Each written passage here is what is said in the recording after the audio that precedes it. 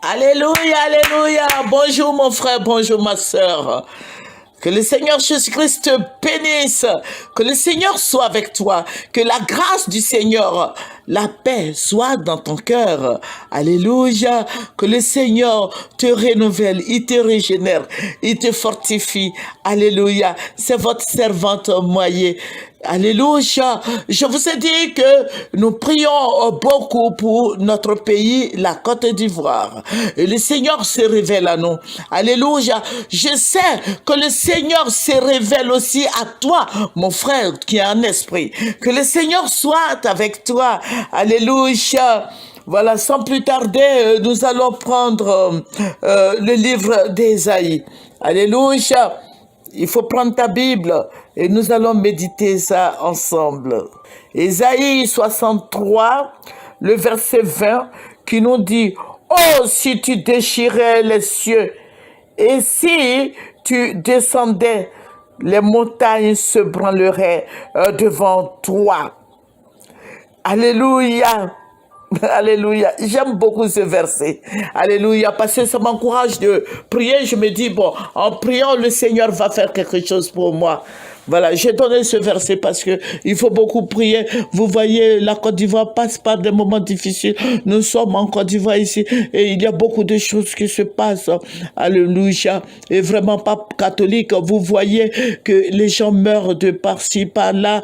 On tue les gens, on les taillarde, tout et tout. Il faut beaucoup prier pour nos enfants parce que les chrétiens sont beaucoup têtus. Et les politiciens aussi sont têtus, mais je vais parler un peu des chrétiens avant de continuer dans la prière. On vous dit de rester chez vous. Il faut rester chez toi. Alléluia. Il faut rester chez toi. Il faut t'enfermer, toi et tes enfants. Il faut dire, depuis l'année dernière, le Seigneur m'a révélé toutes ces choses. Il faut réviser nos anciennes vidéos. Il faut aller les vidéos de l'année dernière. Il faut écouter. Tu vas voir. Le Seigneur nous a déjà dit tout ça. Mais il faut rester. Ne restez pas au dehors. Il faut rester dans la maison avec les enfants. Alléluia. Voilà, je vous avais dit qu'il y avait deux camps qui s'affrontaient. Le camp, l'opposition et le pouvoir en place. Il faut prier. La Bible nous dit, oh, si tu déchirais les cieux et si tu descendais, les montagnes se branleraient devant toi. Alléluia. Bon, je continue un peu. Comme s'allume un feu de bois, comme s'évapore l'eau qui bouillonne, tes ennemis connaîtraient ton nom. Alléluia. Et les nations trembleraient devant toi. Là, c'est Ésaïe 64, verset 1. Alléluia. Vous voyez ce qui se passe au pays. Nos politiciens ne coûtent personne. Les politiciens ne coûtent personne. Ils pouvaient nous associer. Ils pouvaient associer tous les services de Dieu, tous les serviteurs et les servantes de Dieu. Bon, les serviteurs en grand. Voilà. Avec un grand S. Mais ils n'ont associé personne. Hein. Voilà, ils ont pris leur décision alors que Dieu nous avait déjà montré ce qui allait se passer en 2020. Ils pouvaient nous associer. Après tout ce qu'on a fait, on prie pour la Côte d'Ivoire. On leur a dit, voici ce que moi personnellement, je leur disais, voici ce que Dieu me montre, voici. Voilà.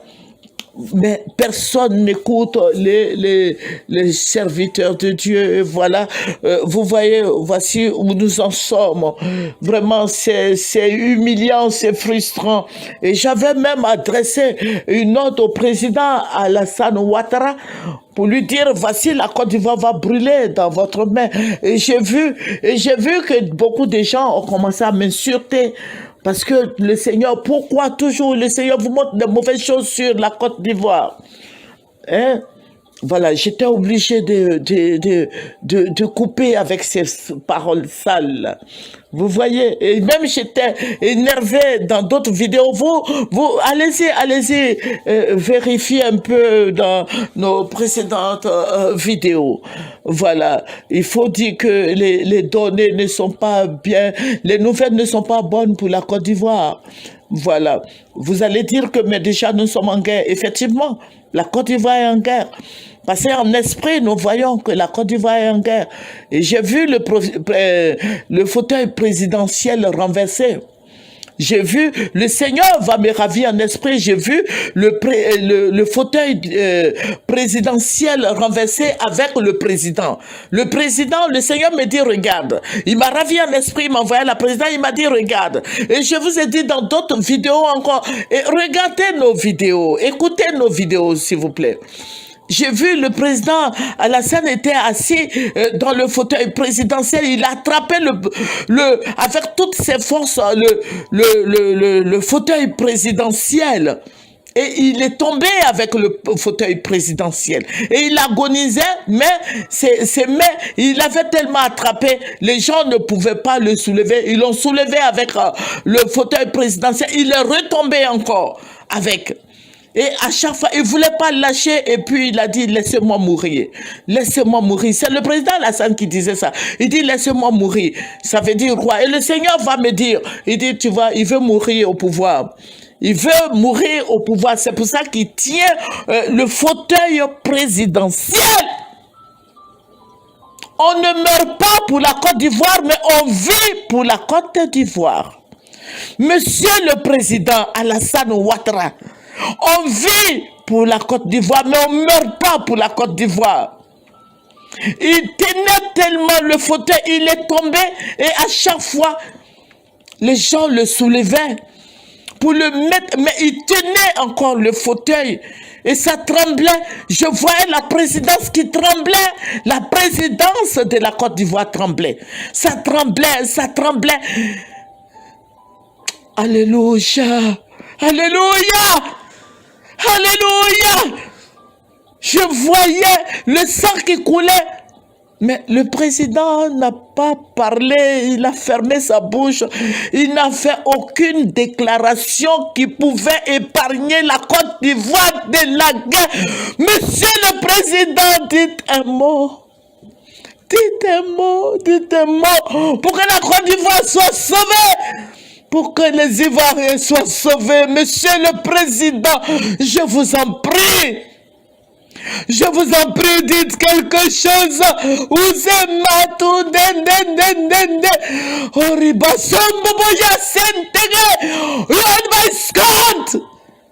Dites quelque chose, Monsieur le Président. Dites quelque chose pour que les Ivoiriens soient sauvés. Oh. Vous n'aimez plus les Ivoiriens.